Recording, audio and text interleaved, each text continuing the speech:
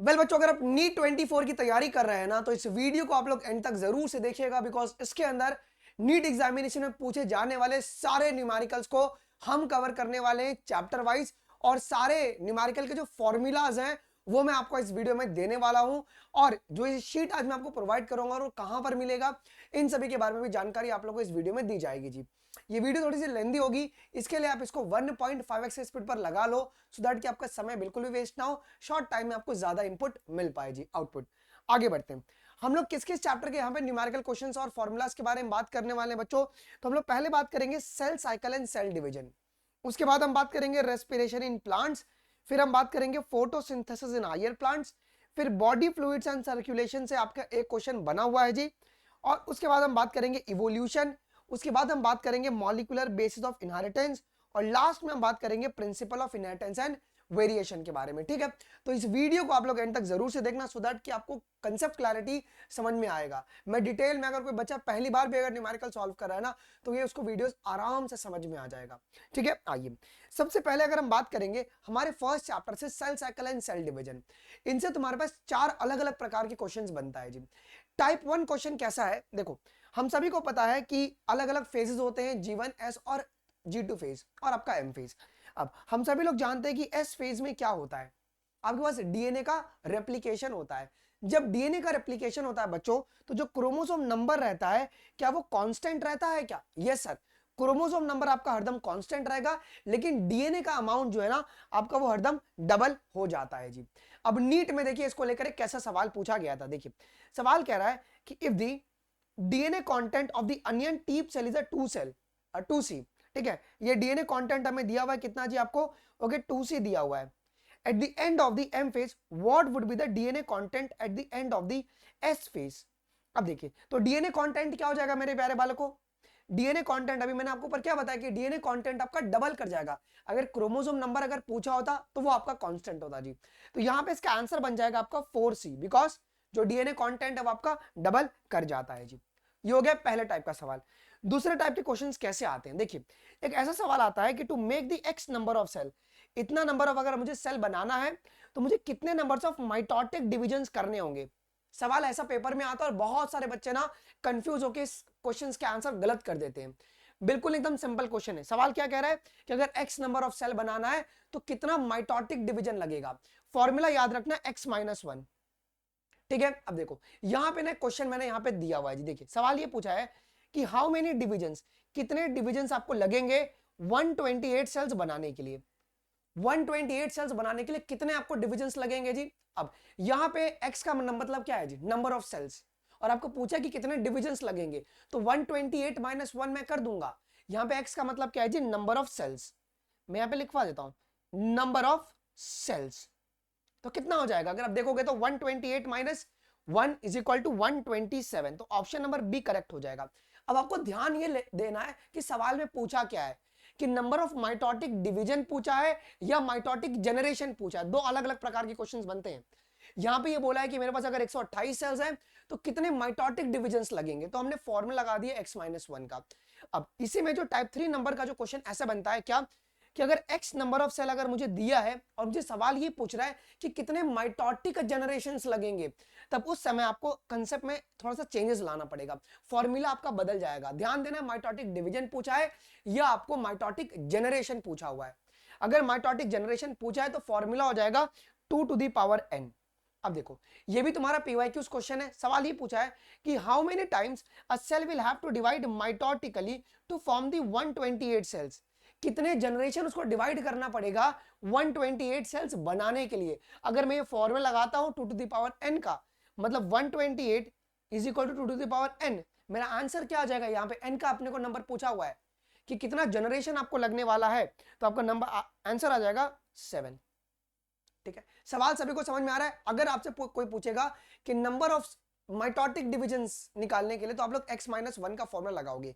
अगर आपसे कोई पूछेगा कि नंबर ऑफ माइटोटिक जनरेशन बताओ, तो आप लोग 2 टू द पावर n का फॉर्मूला लगाओगे जी। चलो ये हो गया तुम्हारे पास टाइप नंबर 2। अब टाइप नंबर 4 का क्वेश्चन है ना, दो प्रकार से बनता है जी। अब मियोटिक में हम बात करेंगे। ये तो हमने माइटोटिक का बात किया ना, कि माइटोटिक में नंबर ऑफ माइटोटिक डिविजन्स और जनरेशन निकालने के दो अलग अलग फॉर्मूला है। अब ये मियोटिक जो है ना, ये आपका sexual reproduction in flowering plant में इसका एप्लीकेशन आता है। देखिए अगर ये कोई पूछ दे कि number of mitotic division for the x number of cell, अगर मुझे x number of pollen grain अगर दिया हुआ है और कह रहा है कि बताइए कितने माइटोटिक डिविजन्स लगेंगे, तो आप फॉर्मूला लगाओगे एक्स डिवाइड बाय 4, है ना। एक्स का मतलब क्या है जी, नंबर ऑफ सेल्स, ठीक है ना। अब देखो यहीं पे एक सवाल पूछा है, मैं यहाँ पे थोड़ा सा जूम कर दे रहा हूं। How many meiotic divisions are necessary to produce the 100 pollen grain.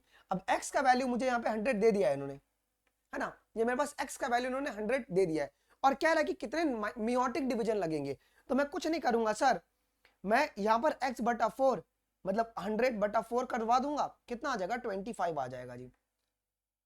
तो इतने मियोटिक डिविजन्स लगेंगे तो मेरे पास 100 यहाँ पे पोलन ग्रेन्स मिलेगा। अगर आपसे यह पूछा रहा है कि ये बताए कि कितने मियोटिक डिविजन्स लगेंगे, अगर x नंबर ऑफ सेल दिया तो क्या फॉर्मूला लगाओगे आप लोग, x बटा 4। अगर ये सवाल में पूछा हो कि कितना माइटोटिक डिवीजन लगेगा तो x माइनस 1 लगाना जी, ठीक है। आराम से ना इस वीडियो को तुम देखो एंड तक, सब समझ में आ जाएगा। अब सवाल ऐसा भी आता है कि ये बताइए कि कितने नंबर ऑफ मियोटिक डिविजन्स लगेंगे x नंबर ऑफ फ्रूट बनाने के लिए, सीड बनाने के लिए और ग्रेन्स बनाने के लिए।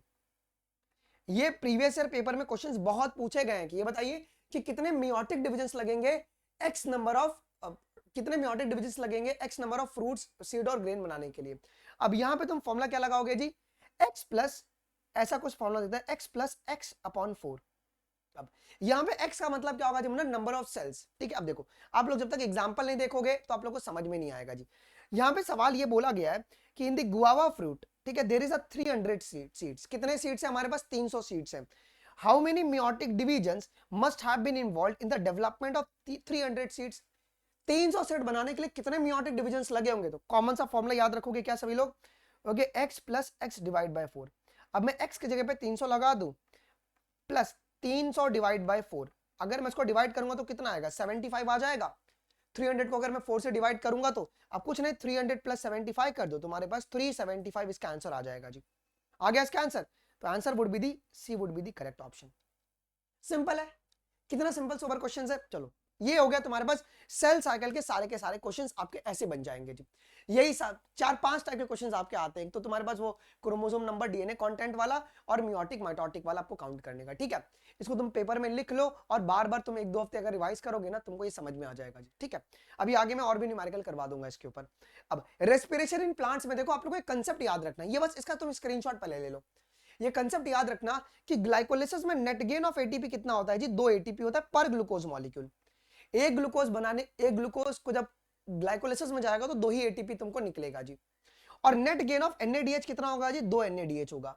और हम सभी लोग जानते हैं कि जब एक एनएडीएच को जब हम लोग हार्नेस करते हैं तो 3 एटीपी निकलता है। तो मतलब कुल यहां से कितने हो गए जी आपके, 6 एटीपी हो गया। लिंक रिएक्शन से कोई भी डायरेक्ट एटीपी नहीं बनता है, 2 आपके एनएडीएच बनते तो 2 एनएडीएच तुम्हारे पास कितने हो गए जी, 6 एटीपी, ठीक है। क्रेब साइकिल में आपके पास 6 एनएडीएच बनते हैं क्या, because 2 molecule of acetyl coenzyme है हमारे पास, तो 6 एनएडीएच है तो 6। अब आपको पता है ना कि एक एनएडीएच जब हार्नेस होगा तो तुमको 3 एटीपी मिलेगा, तो 3 इंटू 6 तुम्हारे पास 18 एटीपी, ठीक है। और 2 आपको एफएडीएच मिलता है क्या, और आपको याद है कि एक एफएडीएच जब हार्नेस होगा तो 2 एटीपी निकलता है जी, तो 4 एटीपी हो गए, 2 बना है ना यहाँ पे, और 2 तुम्हारे पास जीटीपी के फॉर्म में एटीपी निकलता है जी। तुम अगर टोटल काउंट करोगे तो टोटल एटीपी कितना है, 38। बहुत जगह पे 36 भी लिखा होता है, तो वो शटल पर डिपेंड करता है। मेरी इसी चैनल पर है ना रेस्पिरेशन इन प्लांट्स में मैंने पढ़ाया हुआ है कि 36 एटीपी कब बनेगा और 38 एटीपी कब बनेगा, वो शटल पे डिपेंड करता है कि हम लोग शटल कौन सा यूज करें ग्लाइकोलिसिस के समय, है ना। आ जाओ, बस अभी के लिए इतना याद रखो, ओके। मोस्ट कॉमनली आपका 38 एटीपी आपका बनता है जी। चलो अब इसके ऊपर सवाल देखो कैसे आया था, ये 2022 का ही सवाल था क्या, कि what is the net gain of ATP when each molecule of glucose is converted to the 2 molecule of pyruvic acid. आप सभी लोग जानते हैं कि जब एक मॉलिक्यूल ग्लूकोज से जब ग्लाइकोलिसिस होगा तो 2 मॉलिक्यूल बनता है पायरुविक एसिड का। तो नेट गेन ऑफ एटीपी कितना होगा जी, हमने आपको बता दिया है, नेट गेन ऑफ एटीपी आपका डायरेक्टली 2 हो जाएगा, 2। सिंपल क्वेश्चन है ये। चलो अब आगे की ओर बढ़ते हैं, अब अगला सवाल देख लेते हैं। अब फोटोसिंथेसिस के लिए भी आपको 2-3 फॉर्मूलेज याद रखना है। देखो क्या, देखो C3 प्लांट में आप सभी को पता है कि C3 साइकिल चलता है मेसोफिल सेल्स में। अब एक कार्बन डाइऑक्साइड को फिक्स करने के लिए 2 NADPH खर्चा करना पड़ेगा और 3 ATP खर्चा करना पड़ेगा। तो फॉर्मूला हम लोग इसको ट्रिक से याद करवाते हैं, 3-2-1, है ना, कि जब तुम्हारे पास 3 ATP 2 NADPH जब तुम्हारे पास यूज होगा तब जाके कार्बन डाइऑक्साइड आपका फिक्स होगा। अब हमारे पास कुल यहाँ पे ग्लूकोज में कितने कार्बन होते हैं? 6 कार्बन होते हैं क्या? कॉमन सी बात है। देखो तो टोटल अगर एक ग्लूकोज को अगर हमें फिक्स करवाना है 6 कार्बन, ठीक है, तो कितना तुम्हारे पास 6 कार्बन डाइऑक्साइड लगेगा। 6 कार्बन डाइऑक्साइड को फिक्स करने के लिए 12 NADPH और तुम्हारे को 18 ATP का खर्चा यहाँ पे देखने पड़ेगा जी। ठीक है, अब इसके ऊपर है ना, देखो नीट में कैसे क्वेश्चंस पूछे हुए थे, ये 2023 का ही सवाल है, इस साल का ही सवाल है। सवाल ये था कि how many ATP and NADPH to are required for synthesis of 1 molecule of glucose during the Calvin cycle. Calvin cycle का मतलब क्या है मेरे बच्चों? होगी C3 साइकिल। तो C3 साइकिल में कितने ATP लगेंगे जी? आप सभी लोग जानते हो कि भैया एक कार्बन डाइऑक्साइड को फिक्स करने के लिए हमें कितना लग रहा है? 3 ATP खर्चा हो रहा है, लग रहा है ना। अब यहाँ पे ग्लूकोज है, इसका मतलब 6 है, तो 6 × 3 हमारे पास 18 ATP हो गया। और NADPH2 कितना हो गया जी बच्चों? 12 हमारे पास NADPH2 हो गया जी। सिंपल है क्वेश्चन, कितना हो जाएगा जी? तो 18 ATP कहीं पे दिख रहा है क्या? 18 ATP और 12 आपके NADPH2 जी। ओके, तो आपका option number C would be the correct option. मजा आ रहा है? वीडियो को लाइक कर दो, अपने दोस्तों को भी तुम शेयर कर देना यार, ऐसा कंटेंट तुमको भरे यूट्यूब पर कहीं पर भी नहीं मिलेगा बच्चों। आगे बढ़ो। अब फोटोसिंथेसिस इन हायर प्लांट्स के अंदर हम लोग एक चीज और पढ़ते हैं, C4 प्लांट्स के बारे में। अब C4 प्लांट्स में अगर आपको याद होगा तो तुम्हारे पास C3 साइकिल चलता है बंडल शीथ सेल में, ये तुम्हारे पास चलेगा बंडल शीथ सेल में चलता है जी। ओके, बंडल शीथ सेल में, तो मैं यहाँ पे सबको एकदम शॉर्ट कर दे रहा हूँ। इसके लिए लोग ट्रिक यूज करते हैं 5-4-5-2-1 का एक ट्रिक हम लोग यूज करते हैं। 5-2-1 का मतलब क्या है? एक कार्बन डाइऑक्साइड को फिक्स करने के लिए C4 प्लांट में कितना खर्चा होगा जी? ATP 5 ATP खर्चा होगा और तुम्हारे पास 2 NADH खर्चा होगा। इसका मतलब क्या हो गया? ओके, इसका मतलब आपका क्या हो गया जी? तो वेल बच्चों, आप ये जानते हैं कि एक ग्लूकोज में तुम्हारे 6 कार्बन आपके होते हैं क्या जी? आपके पास कुल यहाँ पे 6 कार्बन है जी। तो 6 कार्बन डाइऑक्साइड को फिक्स करने के लिए आपको 12 NADPH खर्चा करना पड़ेगा, और यहाँ पे 5 ATP खर्चा हो रहा है ना एक कार्बन डाइऑक्साइड को फिक्स करने के लिए। तो यहाँ पे कुल कितने हो जाएंगे? तुम्हारे पास 30 ATP आपके हो जाएंगे जी। ठीक है, तो वो तुम्हारा C3 और C4 से आता है, और फोटो रेस्पिरेशन से भी क्वेश्चन आता है, इसको अपन एंड में देख लेंगे। चलो, अब बॉडी फ्लूइड्स एंड सर्कुलेशन में तुम्हारे पास कैसे क्वेश्चंस आते हैं? देखो, एक ही प्रकार का क्वेश्चन आता है आपके पास। देखो, आपको इसमें 2 फॉर्मूले याद रखना है। एक है आपका कार्डियक आउटपुट। तो कार्डियक आउटपुट का फॉर्मूला क्या होता है बच्चों जी? Stroke volume into the heart rate. ये इसका फॉर्मूला है। क्या? कार्डियक आउटपुट का फॉर्मूला है stroke volume into the heart rate. अब स्ट्रोक वॉल्यूम निकालने का फॉर्मूला क्या होता है? End of diastole minus end of systole. अब यहां पर 2019 में एक सवाल नीट में पूछा गया था, उस क्वेश्चन को अगर आप देखोगे तो आपको इसका आंसर समझ में आ जाएगा जी। देखिए, सवाल ये पूछा हुआ था कि what would be the heart rate of a person if the cardiac output is a 5 litre. अब हमें ना 5 लीटर दिया हुआ है कार्डियक आउटपुट, तो लीटर को पहले हम लोग किस में कन्वर्ट करेंगे जी? ml में कन्वर्ट करेंगे जी। तो 5000 हमारा ml हो जाएगा। ये हमारे पास कितना हो गया जी? 5000 ml। अच्छा, अब ये बोला गया है कि the blood volume in the ventricles at the end of the diastole is a 100 ml, और at the end of the systole तुम्हारा 15 ml है, 50 ml है। तो मैं से स्ट्रोक वॉल्यूम निकाल सकता हूं बच्चों। स्ट्रोक वॉल्यूम हम कैसे निकालेंगे? एंड ऑफ डायस्टोल माइनस साइस्टोल, मतलब कितना? आपका 100 माइनस 50, आपका स्ट्रोक वॉल्यूम आ जाएगा 50 ml आ जाएगा जी। हमें क्या पूछा यहाँ पे निकालने को बोला है? हमें पूछा सर हार्ट रेट बताइए, हार्ट रेट बताइए। और आप सभी लोग एक फॉर्मूला जानते हैं बच्चों, मैं अगर यहाँ पे आ जाता हूँ, देखो, तो मैंने भी आपको बताया ना कि cardiac output is equal to stroke volume into heart rate. ठीक है, कार्डियक आउटपुट मुझे दिया हुआ है कितना जी? 5000 ml दिया हुआ है, और स्ट्रोक वॉल्यूम है मेरा 50 इंटू हार्ट रेट। तो हार्ट रेट में कैसे निकाल दूंगा? तो 5000 डिवाइड बाय 50 हो गया, तो मेरे पास 100 बीट्स पर मिनट निकलेगा इसका आंसर। हो गया 100 बीट्स पर मिनट, तो C would be the correct option जी। तो ये फॉर्मूला देखिए कितना इंपॉर्टेंट है, 2019 में सवाल आया हुआ था। तो याद रखना, cardiac output is equal to stroke volume into heart rate, और स्ट्रोक वॉल्यूम का मतलब होता है end of diastole minus end of systole जी। ठीक है बच्चों, आई होप ये क्लियर हो गया रहेगा। अब हार्डी विंगर में बेटा बहुत कंफ्यूजन क्रिएट करवाते हैं ये लोग एनटीए वाले, ध्यान से सवाल को सुनिएगा। हार्डी विंगर में आपको 2 इक्वेशन याद रखना है। अगर आपको अलिलिक फ्रीक्वेंसी निकालने को बोला हुआ है ना, तो P plus Q is equal to 1। लेकिन अगर जीन फ्रीक्वेंसी अगर आपको होमोजाइगस हेटेरोजाइगस अगर बोला हुआ है, तो आपको याद रखना है P square is equal to P square plus 2pq plus Q square is equal to 1। ठीक है, अभी हम लोग जब इसके क्वेश्चंस देखेंगे ना, तो हमारा कंसेप्ट क्लियर हो जाएगा जी। देखो, पहले सवाल ये पूछा हुआ है कि अगर मुझे फ्रीक्वेंसी दिया हुआ है कैपिटल ए का, कैपिटल ए कितना दिया हुआ है जी? 0.4 दिया हुआ है जी। कह रहा है कि बताइए कि frequency of the capital B कितना होगा जी। तो बी कैसे निकालेंगे अपन? तो भाई P plus Q is equal to 1 है ना। तो तुम इसको ए को तुम P मान लो, क्यू को तुम B मान लो, तो कितना हो जाएगा यहाँ पे? अगर मैं यहाँ पे निकालूंगा तो B is equal to 1 minus 0.4, तो B तुम्हारा 0.6 आ जाएगा। बी तुम्हारा 0.6 आ जाएगा। ठीक है, आपने बी निकाल लिया। अब क्या रहा कि उसके हेट्रोजाइगस जीनोटाइप का ये निकालो, and heterozygous genotype in the random mating population at equilibrium. तो कैसे निकालेंगे जी, 2ab आपको पूछा हुआ है, तो 2 इंटू 0.4 इंटू 0.6 कितना आ जाएगा 0.48। तो इसका ऑप्शन नंबर 6 आ जाएगा क्या, ये आपका बी आ गया और ये आपका 2ab आ गया। समझा सवाल। हेट्रोजाइगस जब भी पूछा रहेगा, अगर इन्होंने होमोजाइगस डोमिनेंट अगर पूछा होता तो हम क्या करते जी, ओके ए कर देते, ए स्क्वायर निकाल देते।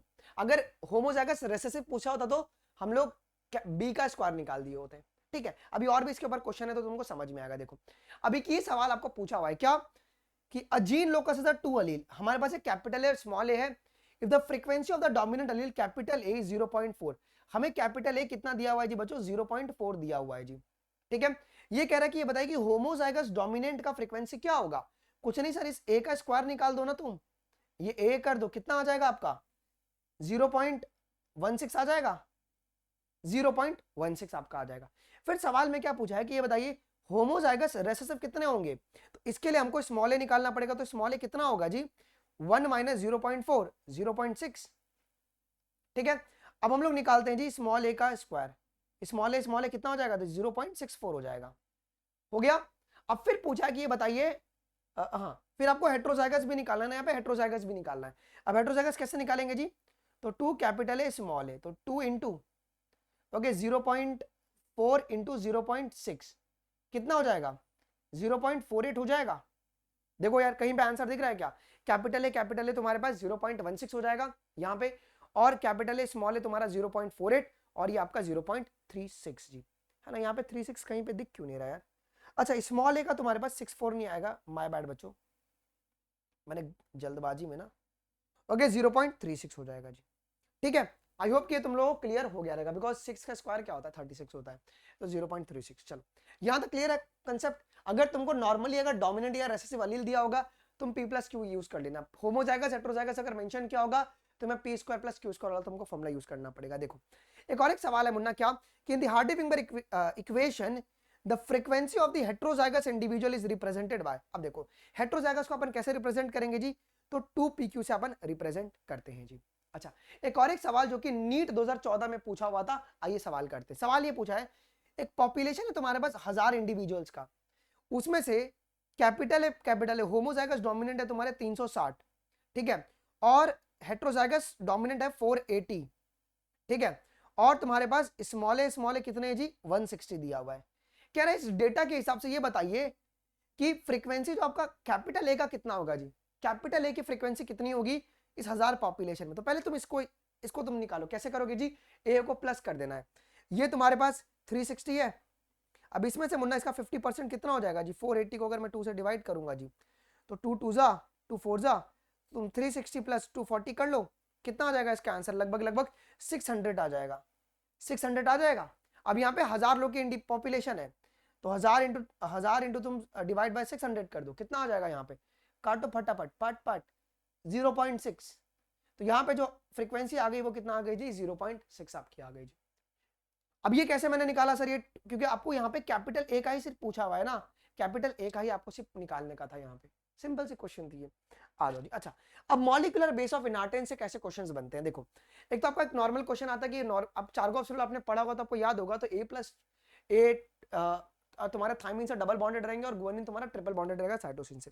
सवाल ऐसा है कि in the C rich in DNA is a double standard, 17% यहाँ पे मुझे दिया हुआ है क्या, साइटोसिन। देखो अगर साइटोसिन अगर मेरा 17% दिया हुआ है बच्चों, तो गुआनिन भी मेरा कितना होगा जी 17% होगा, अगर 50 माइनस अगर मैं 17 करूंगा तो कितना होगा 33 होगा, तो अडेनिन मेरा कितना होगा जी 33 होगा, और थायमिन भी मेरा 33 हो जाएगा। ठीक है, तो अडेनिन और थायमिन तुम्हारा 33 और गुआनिन तुम्हारा 17%। ये नॉर्मल सा था, ये तो पेपर में आता ही आता है क्वेश्चन, सिंपल क्वेश्चन है। चलो अब एक ये सवाल जो कि नीट 2022 में सवाल आया था, देखो हम सभी लोग जानते हैं कि जो डीएनए का लेंथ होता है वो 2.2 मीटर होता है क्या, और कितना बेस है हमारे पास 6.6 इंटू 10 टू द पावर 9। ये कह रहा है कि अगर मेरे पास लेंथ अगर डीएनए का दिया हुआ है 1.1 मीटर, तो approximate number of base pairs कितने होंगे, इसी का तुम हाफ कर दो ना, कितना होगा 3.3 into 10 to the power 9 base pair. ठीक है, तो सिंपल क्वेश्चन था, बस कहीं पर भी अपने को पॉइंट शिफ्टिंग नहीं करवाना था। आगे बढ़ते हैं। अच्छा, मॉलिक्यूलर में अगर ये सवाल अगर तुमने नहीं किया ना बेटा, 2023 का ये क्वेश्चन यहाँ पे भी अपन करने वाले, और बहुत सारे बच्चे इसमें डर गए थे। तुमको एक ऐसा इसका रामबाण फॉर्मूला जो बताता हो ना कि तुम्हारे कभी भी ये सवाल गलत ही नहीं होंगे। देखो, आपको इतना याद रखना है बच्चों कि हमको क्या सवाल पूछा रहेगा कि eight the end of the कितने तुम्हारे लाइट चेन बनेंगे या तुमको कितने इंटरमीडिएट बनेंगे, है ना। हेवी चेन तो बनते ही नहीं है। लाइट चेन और तुम्हारे इंटरमीडिएट कितने बनेंगे वो अपने को निकालना है। सुनो, अब आपको एक फॉर्मूला याद रखना है। यहाँ पे एन का मतलब जो हम लोग यूज करेंगे ना वो होगा नंबर ऑफ जनरेशन। हम लोग number of generation semi conservative में कैसे निकालते हैं, तो जो भी टोटल टाइम दे उसको अपन 20 से डिवाइड करेंगे, बिकॉज आपको पता है ना कि 20 मिनट के बाद तुम्हारे पास फाइनल डिवीजन आपका इक्वलाइज शो करवाता है जी, ठीक है। अब अगर आपको ये पूछे कि लाइट डीएनए कितना बना है, ओके, लाइट डीएनए का मतलब अगर n14 सिर्फ कितना बना तो आप फॉर्मूला लगाओगे 2 to the power n-2। ये रामबाण फॉर्मूला है। क्या फॉर्मूला है? 2 to the power n-2। n का मतलब है नंबर ऑफ जनरेशन, और नंबर ऑफ जनरेशन कैसे निकालेंगे, कितना समय और डिवाइडेड बाय 20 मिनट, ठीक है। अब देखो, अगर कोई तुमसे ये पूछे कि number of intermediate DNA molecules बताइए, इंटरमीडिएट कितने बनेंगे n जनरेशन में, 20 मिनट बाद, 25 मिनट बाद, तो फॉर्मूला है तुम्हारे पास इनिशियल जितना नंबर है डीएनए मॉलिक्यूल का into 2 to the power n। अब तुम डरो मत, फॉर्मूला तुमको ना सवाल से समझ में आएगा फॉर्मूला का एप्लीकेशन क्या। देखो क्या रहा है कि तुम्हारे पास 10 इकोलाई के सेल्स हैं with n15 double stranded DNA are incubated in the medium containing the n14 nucleotide, ठीक है। After a 60 minute how many E coli cells will have a DNA totally free from n15। इसका मतलब क्या, 60 minute के बाद आपको कितने यहाँ पे n14 मिलने वाले हैं। तो आपको यहाँ पे बेसिकली क्या कैलकुलेट करना है बच्चों, आपको यहाँ पे टोटल आपको n14 कैलकुलेट करना है, मतलब लाइट स्टैंड कैलकुलेट करना है। देखो हमें जनरेशन कितना दिया हुआ है जी, यहाँ पे n जो दिया है ना वो तुमको दिया हुआ है 60 मिनट दिया हुआ है ना, 60 मिनट। तो मैं कैसे निकालूंगा जी जनरेशन, हमको सॉरी हमने अभी तो n हमें पता ही नहीं है ना, n तो हमें पता ही नहीं है अभी, हमें टोटल टाइम दिया है 60 मिनट। तो पहले n निकालो, नंबर ऑफ जनरेशन। तो n इज इक्वल टू मैं 60 डिवाइड बाय 20 करूंगा, कितना आ जाएगा जी, 3 आ जाएगा। n की वैल्यू मुझे 3 मिल गई है जी, ठीक है। अब मैं हमें लाइट चेन निकालना, तो फॉर्मूला क्या था तुम्हारे पास, 2 to the power n-2। तो 2 to the power 3 माइनस 2 कितना हो जाएगा जी, अगर तुम निकालोगे तो 8 माइनस 2 हो गया 6 तुम्हारे पास यहाँ पे क्या आ गया जी, नंबर ऑफ लाइट चेन। अब यहाँ पे कितना 10 इकोलाई के सेल्स है ना, तो तुम 6 इंटू तुम 10 कर दो तो 60 सेल्स बनेंगे क्या, 60 सेल्स तुम्हारे पास यहाँ पे बन रहे हैं, 60 सेल्स। सिंपल है, ये फॉर्मूले की वजह से तुम्हारा ये सवाल हो जाएगा, वरना बच्चे क्या करेंगे ना, बैठ के पूरा 20 मिनट से लेके 60 मिनट का हिस्ट्री एकदम खंगालेंगे, है ना। तो वो सब नहीं करना, बहुत सिंप्लीफाइड क्वेश्चन था, इस फॉर्मूले को तुम याद रखो, तुम्हारे सारे सवाल बन जाएंगे जी। अच्छा, फिर प्रिंसिपल ऑफ इनहेरिटेंस ना कुछ ऐसे क्वेश्चंस पेपर में आते ही आते हैं, क्या कि type of gamete from the genotype. अब ये पूछ देगा कि ये बताइए कि जीनोटाइप दिया हुआ है कितने गैमीट्स बनेंगे, फॉर्मूला है तुम्हारा 2 to the power n, और यहाँ पे n का मतलब है नंबर ऑफ हेट्रोजाइगस। अब यहाँ पे क्वेश्चन देखो, how many different kind of gametes will be produced bye a plant having a genotype ये।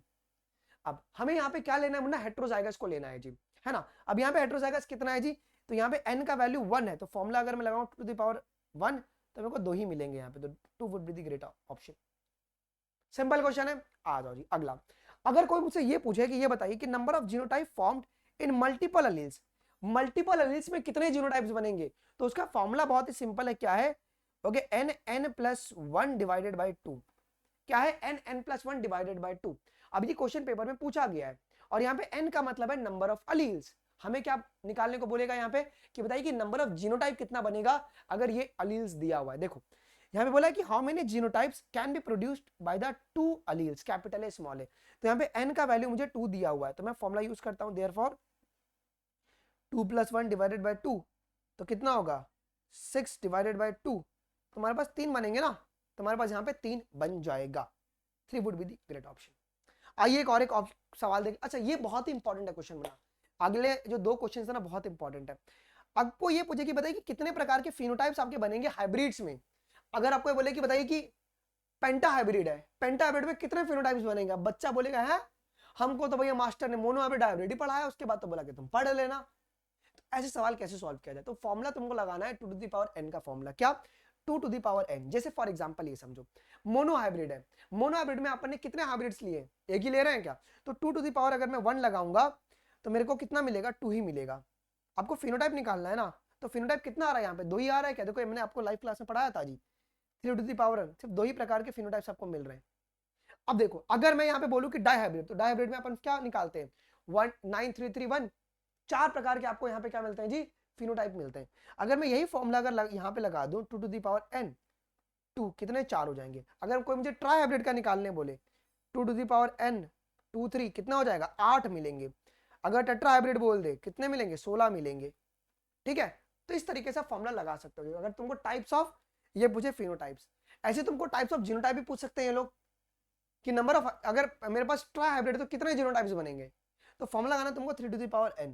देखो अब अगर हम बात करेंगे मोनो हाइब्रिड, तो मोनो हाइब्रिड में क्या बनता है 1:1 का रेशियो बनता है क्या, इसका मतलब 3 ही प्रकार के तुमको ये मिल रहे हैं, जीनोटाइप मिल रहे हैं। तो फॉर्मूला अगर मैं लगाऊं 3 to the power n 3 1, because एक ही है ना मोनो हाइब्रिड, तो 3 बनेंगे। अगर मैं ये लगाऊं डाई हाइब्रिड है तो कितने बनेंगे 6 बनेंगे क्या, सॉरी 9 बनेंगे क्या, देखो बनते ना 1 to 1 2 4 to 1 to 1। अगर वैसे मैं यहाँ पे लगा दूं 3 तो 27 बनेंगे, आपके 27 बन जाएंगे जी, है ना। तो इस तरीके से आप लोग इस फॉर्मूले को यूटिलाइज करवा सकते हो जी। ठीक है, वेल मेरे प्यारे वालों को सभी का जो है ना तुमको पीडीएफ जो है ना मेरे टेलीग्राम चैनल अनमोल शर्मा लाइव पर मिल जाएगा। ये एक पार्ट 1 फॉर्मूला का था, वीडियो और लेंदी ना हो जाए इसको मैं 2 फेजेस में तोड़ूंगा। अभी तो एक बहुत इंपॉर्टेंट बचा हुआ है वो जीन फ्रीक्वेंसी वाला या तुम्हारा जेनेटिक मैपिंग वाला क्वेश्चन। ओके, और कुछ कुछ छोटे छोटे फॉर्मूले और बचे हुए हैं जिसको अपन पार्ट 2 में कवर कर लेंगे। और ये वीडियो कैसा लगा जरूर से कमेंट सेक्शन में आप लोग बताइएगा। आई होप कि यार मैंने मेरा 100% दिया हुआ है। न्यू सिलेबस से बेटा गारंटी है कि भैया तुम्हारे न्यूमेरिकल सवाल बनने वाले हैं इस साल। तो ये सारी की सारी फॉर्मूलेज हैं, इसको तुम अपने किताब पे उतार लो। और अगर तुमको इसके ऊपर क्वेश्चन बैंक चाहिए तो कमेंट सेक्शन में मुझे बता देना कि सर एक क्वेश्चन बैंक प्रैक्टिस भी करवा दीजिए आप इसके ऊपर, सिर्फ न्यूमेरिकल, तो मैं आपको करवा दूंगा। ठीक है, चलो एक और है मुन्ना, आपको पता है कि सेमीफाइनल फाइनल्स चल रही हैं, तो क्विज अनअकैडमी ने कंडक्ट करवाया आप लोगों के लिए। डिस्क्रिप्शन बॉक्स में लिंक, आप इसमें भी एनरोल कर सकते हैं। इसमें आपको mind maps, flash cards, iconic notes और अनअकैडमी की जर्सी आपको मिलेगी अगर आप लोग इसमें टॉप 3 में अगर आप आते हैं तो। ठीक है, तो ये थी आज की बहुत ही शानदार एक वीडियो, बहुत इंपॉर्टेंट वीडियो नीट पर्सपेक्टिव के लिए। और अगर आपको किस टाइप के वीडियोस चाहिए वो भी कमेंट सेक्शन में आप लोग जरूर से बताइएगा। आई होप कि वीडियो अच्छा लगा होगा। मिलते हैं आपको अगले वीडियोस में, अभी के लिए बस इतना ही। थैंक यू, जय हिंद, बाय बाय।